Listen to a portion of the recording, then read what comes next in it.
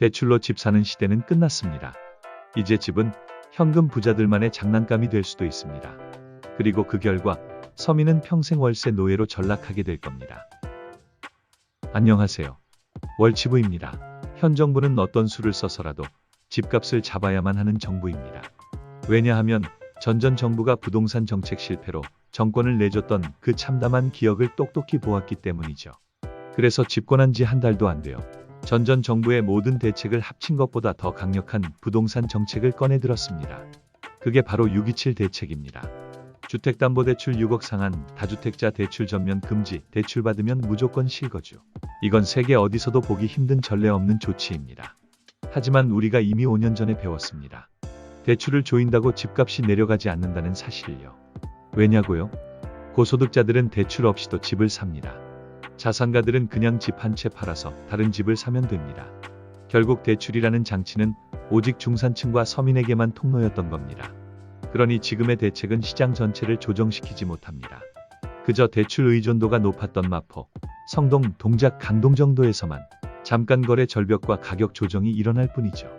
그러면 정부는 다음에 뭘 할까요? 더 강력한 규제를 꺼낼 겁니다. 이미 주택담보대출을 6억으로 잘라놨잖아요. 이제 남은 건 뭐죠? 아예 빚내서 집 사는 걸 금지하자. 이 말도 안 되는 이야기가 이제는 진지하게 논의될 수 있다는 현실. 이게 지금 우리가 사는 세상입니다. 현 대통령의 과거 발언 기억나시죠? 부자들이 집 사는 건 막지 않겠다. 그 말이 현실화되고 있습니다. 결국 이런 거예요. 대출은 금지한다. 하지만 자기 돈 있는 사람은 사도 된다. 그게 뭐다? 완전한 반자본주의, 계급 고착 사회의 서막입니다. 그리고 이번 대출 규제가 노린 타깃 도 분명합니다. 가구 소득 1억 이상 중산층. 이 사람들에게 6억 이상 대출을 막아버린 건 그들의 내 집 마련 사다리를 부숴버린 거예요. 반면 서민들에게는 아무런 영향을 주지 않습니다. 왜냐하면 원래도 대출 6억까지 받기 힘들었으니까요. 그러니까 이 정책은 서민보호 정책이 아닙니다. 중산층 탈락 정책입니다. 하지만 아무리 규제를 때려박아도 서울의 집값은 떨어지지 않습니다. 왜? 서울은 대한민국에서 입시, 취업, 병원, 교통, 인프라 전부가 몰려있는 곳이기 때문입니다. 2025년 아파트 입주 물량은 약 4만 호.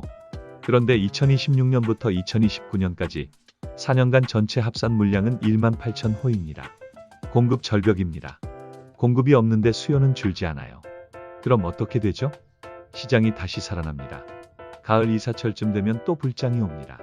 그러면 정부는 또 규제합니다. 그리고 그 수순은 이렇겠죠. 대출 금지, 주택 거래 제한, 부동산 매매 허가제, 아예 주택 거래 전면 금지. 지금 무서운 상상 같죠. 하지만 지금 이 정부가 하는 일 보면 정말 가능성 없다고 말할 수 있을까요? 심지어 정부는 전세 시장까지 말려 죽이고 있습니다. 갭투자 금지, 전세보증금 대출 1억 제한, 대출 후 6개월 내 실거주 안 하면 대출 회수. 그야말로 집주인 팔 꺾고 세입자 허리까지 자르는 중입니다.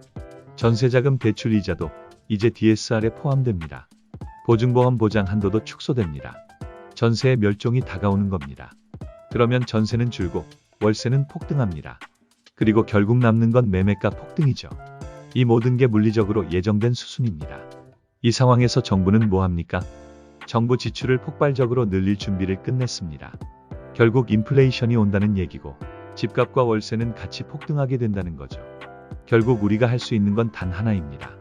지금 6억이라도 대출 나올 때 무조건 집을 사야 합니다. 이건 무주택 서민에게 주어진 진짜 마지막 사다리입니다. 잠깐 고민하다 보면 그 사다리조차 사라질 수 있습니다. 그리고 나면 그땐 정말 아무것도 남지 않게 됩니다.